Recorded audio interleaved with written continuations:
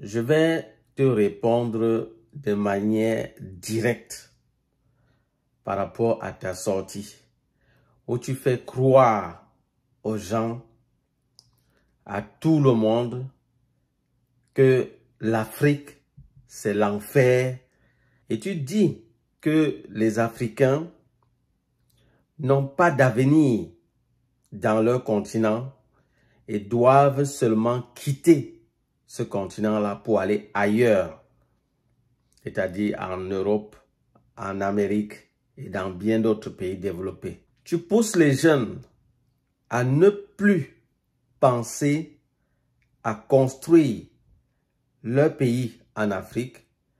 Tu as quitté ton pays et tu es arrivé en Occident et tu expliques même que tu as eu à souffrir, faire des jobs tellement minables et aujourd'hui tu parviens à t'en sortir. Tant mieux pour toi parce que je vois que tu es déjà bien installé. Oui, tu es dans un bureau, tu travailles déjà bien, c'est bien. Mais vraiment, tu aurais pu te calmer. Parce que si tu sais que peut-être ta situation est bonne, tant mieux pour toi. Mais sache que ce n'est pas le cas pour tout le monde. Et maintenant, je vais revenir sur les points que tu as évoqués pour te parler et parler également à tous ceux qui tiennent ce même discours-là. Oui, tu as parlé des galères qui existent en Afrique. Oui, j'aimerais te dire que oui, en Afrique, c'est vrai, on a des galères. Mais ce que tu dois aussi savoir, c'est qu'en Occident, pareil, il y a également des galères, mais qui sont différentes de ceux de l'Afrique. En Occident, on vit l'inflation. Que ce soit en Amérique, que ce soit au Canada, que ce soit en France, que ce soit en Angleterre, mais le coût de la vie, c'est à couper le souffle. Peut-être tu crois que ce ne sont que les Africains qui se plaignent. Plusieurs Occidentaux se plaignent du coût de la vie. Mais il faut aller en France pour voir dans quelle situation la France se trouve actuellement. Mais ça ne va pas. Pour ceux qui se retrouvent dans certaines villes en France, parfois on a même l'impression qu'on est en Afrique. C'est même peut-être certains buildings qui nous rappellent que, ah, attention, peut-être on est en France là. Mais beaucoup de gens peinent à trouver le job. Quand tu parles des opportunités, tu dis non, en Afrique il n'y a pas d'opportunités. Ok, s'il n'y avait pas d'opportunités en Afrique, que font les Chinois, les Indiens et plusieurs Occidentaux en Afrique en train d'investir et pouvoir s'enrichir correctement? Tu parles des opportunités. Comme si dans ces pays occidentaux, il y a tellement d'opportunités. Parfois, c'est un problème de mentalité. Parce que toi, te voilà toi, tu as quitté l'Afrique. En Afrique, là-bas, tu n'étais pas prêt à faire un job de nettoyeur dans une structure. C'est toi qui dois nettoyer le sol, ranger les bureaux, bien nettoyer tout ce qu'il faut vraiment dans la structure pour que ce soit propre. Tu n'étais pas prêt à faire ça en Afrique parce que tu trouvais que c'était un métier dévalorisant, ça ne vaut pas la peine. Mais curieusement, tu viens en Occident et étant là-bas, tu es prêt à nettoyer ça jusqu'à aller nettoyer les toilettes. Tu es prêt à faire ça et pas pendant 1 an. Mais pendant même 2 années. Mais finalement, c'est quoi là? Mais je vois même des directeurs, des ingénieurs, des grands enseignants qui quittent l'Afrique là-bas, dans leur poste, et viennent ici. Et ils sont prêts à accepter des métiers de nettoyeurs, des métiers de réceptionnistes, des métiers d'étalagistes. Donc ça veut dire, toi, il passe son temps juste à classer les marchandises dans le supermarché. Mais si on te disait de faire ce travail-là dans ton pays, tu vas dire non, tu ne peux pas accepter ça. Tu dis non, mon frère, vraiment, L'Africain, non, vraiment, ça c'est le mépris. Non, il n'y a que ça que je peux faire avec mon diplôme que j'ai, avec mon diplôme. Chez nous, là-bas, les gens sont bornés juste au niveau des diplômes. Ils se disent, non, avec mon diplôme que je ne peux pas accepter ce genre de travail. Curieusement, tu arrives en Occident avec ton diplôme que tu as et même avec la position que tu avais, tu es prêt à faire ça. Mais qu'est-ce qui ne va pas là? Qu'est-ce qui ne va pas finalement? Tu vois des docteurs en Afrique venir être nettoyeurs, personnel d'entretien. Des grands directeurs venir être caissiers. Et être piétiné correctement. C'est-à-dire, on le méprise. Non seulement il occupe ce poste, mais on le méprise encore correctement. On le méprise.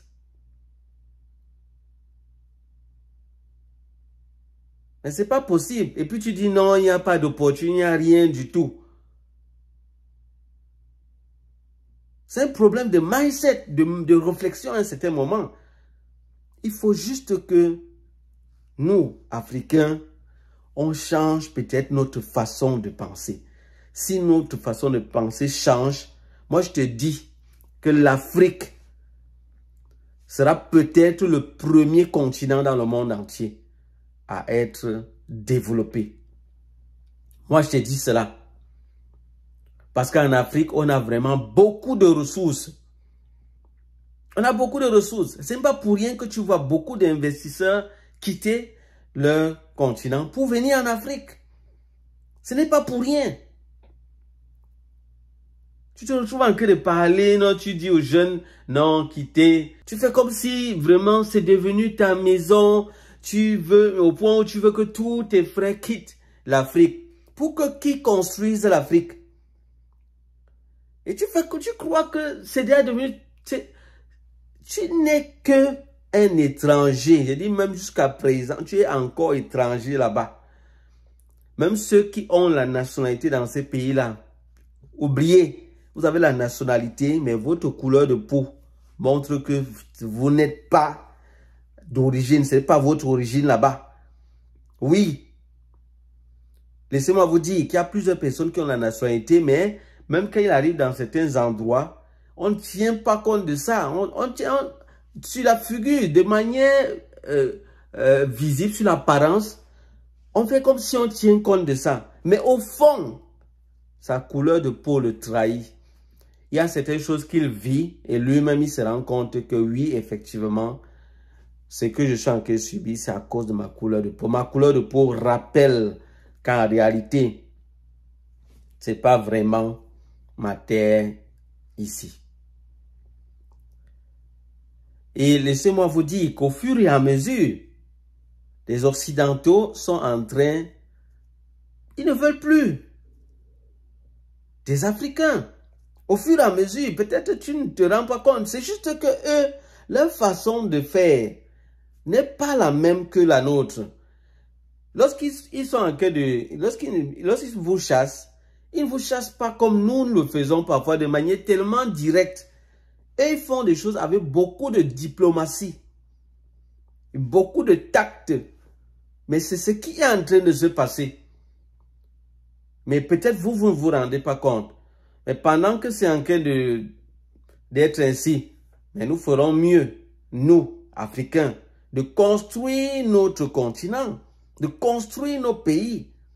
Le jour venu que vous n'aurez plus de place dans ces pays occidentaux, vous allez faire comment? Dites-moi, vous allez faire comment? C'est là où vous allez vous rendre compte qu'il fallait construire le vôtre. Parce qu'il veut vous dire, même s'ils ne vous le disent pas ouvertement, c'est ce qu'ils pensent dans leur cœur. Tu as parlé du système de santé en Afrique. Tu dis que non, le système de santé en Afrique est précaire. Vraiment, ça ne vaut pas la peine.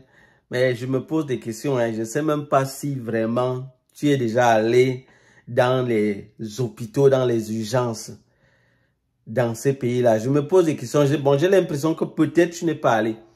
Parce que si tu y étais allé, je crois que tu devais constater toi-même que le système de santé également dans ces pays-là, il y a beaucoup de choses encore à revoir là-dessus. Parfois, les gens viennent là-bas, parfois dans des urgences, attendre des heures et des heures avant qu'un médecin vienne pour prendre soin d'eux. Et parfois, plusieurs personnes se retrouvent en train de quitter sans être traitées. Mais les gens se plaignent également du système de santé en Occident. Mais je sais pas, toi, tu fais comme si, non, l'Afrique, c'est l'enfer, c'est juste l'enfer. Et vraiment, il faut que tout le monde quitte de là. Non, mais il faut arrêter à un certain moment. Les vrais problèmes, on les connaît. On connaît très bien nos problèmes que nous avons en Afrique. Et je crois que nous, Africains, on doit se battre à résoudre ces problèmes. Et c'est dans ce sens-là que moi, je préfère qu'on aille. Je voudrais te rappeler en passant qu'il y a plusieurs jeunes Africains qui sont en Afrique là-bas, mais qui réalisent des choses que tu ne peux même pas imaginer. Ils sont investisseurs, ils ont vraiment plusieurs entreprises et ils parviennent à bien s'en sortir. Tu me diras peut-être que non, ils sont allés en Europe, il y a plus d'autres qui sont allés en Europe avant de revenir pour pouvoir construire l'Afrique ou bien investir en Afrique. Mais où est le problème? Où est le problème? Mais je voudrais également te dire qu'il y a d'autres qui sont sur place en Afrique et qui n'ont même jamais mis le pied en Occident et ils s'en sortent. Ils s'en sortent et pour rien au monde, ils ne peuvent avoir même le désir de quitter l'Afrique là pour dire qu'ils vont ailleurs. Moi, je te dis. Et ils mènent une bonne vie. Si tu veux comparer, c'est-à-dire peut-être le salaire qu'ils ont mensuellement n'est pas peut-être le même que ce que certains ont en Occident. Mais quand on regarde par rapport au niveau de vie, ceux-là vivent mieux que beaucoup en Occident là-bas. Vous croyez que c'est le fait d'être dans des grands buildings, avoir des routes qui sont bien construites, c'est ça qui fait que ta vie, tu vis mieux que l'autre? Non, mais il faut faire attention. C'est pas ça. C'est pas ça du tout. Je ne dis pas que ces pays-là, ce sont des pays où il ne faut pas y aller, il ne faut plus jamais y aller. Non. On a des choses à prendre, à aller. Quand on part dans ces pays-là, quand ils nous appellent là-bas chez eux, c'est pour qu'on vienne résoudre un problème qu'ils ont. Ça peut être pénurie de main-d'œuvre. Ils nous appellent parce qu'ils veulent qu'on comble des besoins. C'est pas parce qu'ils nous aiment. C'est plutôt parce qu'ils ont des besoins à combler qu'ils nous font venir. C'est pour ça que vous allez voir dans plusieurs hôpitaux des médecins africains qui sont en train de travailler, d'abattre un travail de titan. Et ça dans plusieurs services, que ce soit dans les finances, que ce soit dans la technologie, que ce soit dans la santé, vous verrez des Africains, et même dans l'éducation, vous verrez des Africains faire des choses magnifiques et tellement merveilleuses et qui aident la société occidentale. Oui. Mais ce qu'il faut savoir, c'est que ce n'est pas parce que, oui, on s'est installé dans ces pays, on fait beaucoup de choses, qu'on doit dénigrer notre continent. C'est là où je ne suis pas d'accord. Et on doit pousser peut-être tous nos frères qui sont de l'autre côté en Afrique, non, de quitter rapidement pour venir ici. Là, c'est là où je ne suis pas d'accord. Je ne suis pas d'accord avec ça. Jamais du tout. Non, je ne suis pas d'accord. On n'empêche pas nos frères de venir. Non, on n'empêche pas. Si quelqu'un voit que non, peut-être pour lui présentement, il y a certaines choses qu'il a besoin de récupérer là-bas. Il peut venir récupérer, mais sans se retrouver en train de se dire que non, l'Afrique, ça n'en vaut pas la peine. Il ne faut pas y être. Il faut éviter ça, s'il vous plaît. Il faut éviter ce langage-là. Parce qu'au fur et à mesure que vous faites cela, vous ne vous respectez pas. Et si vous-même, vous n'avez pas de considération pour vous-même et votre propre continent, vous croyez que c'est qui va vous respecter? Parce que vous êtes les premiers à vous plaindre dans les lieux de service pour dire non, vraiment, on me méprise. Chaque fois que je parle, on a l'impression que ma parole n'a pas de valeur. Je ne réfléchis pas bien. Mais parce que tu as passé ton temps à dire que les Africains sont dans la misère, ils sont là-bas presque comme des animaux et ils ne réfléchissent pas. C'est toi-même qui le dis. Et puis quand maintenant ils adoptent cette pensée-là, tu te plains encore et tu vas les traiter des racistes. Ils sont racistes à ce moment à quel niveau? C'est toi, tu ne te respectes pas. Si tu ne te respectes pas, qui va te respecter? Mais c'est pas bon. Non, non, franchement, je suis vraiment pas content de cette situation. Et vraiment, il faut que ça change. Tous les Africains qui sont dans ce type de discours, s'il vous plaît, revoyons encore très bien notre discours. Et si vous voulez quand même y être, préparez-vous parce qu'on a beaucoup d'Africains qui quittent l'Afrique étant dans les bonnes postures. On leur vend le rêve africain, le rêve américain, le rêve européen, le rêve français. En fait, on leur vend ce rêve-là. Et quand ils arrivent sur place, ils se rendent compte que c'est pas vraiment ce à quoi ils s'attendaient.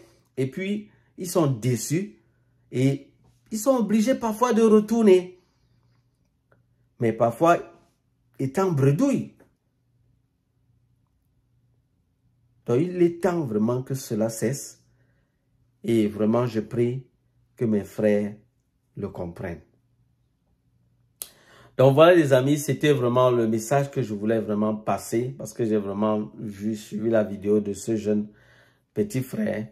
Et je me suis dit vraiment qu'il fallait que j'apporte une réponse par rapport à cela. Je ne sais pas ce que vous également, vous en pensez par rapport à cette situation.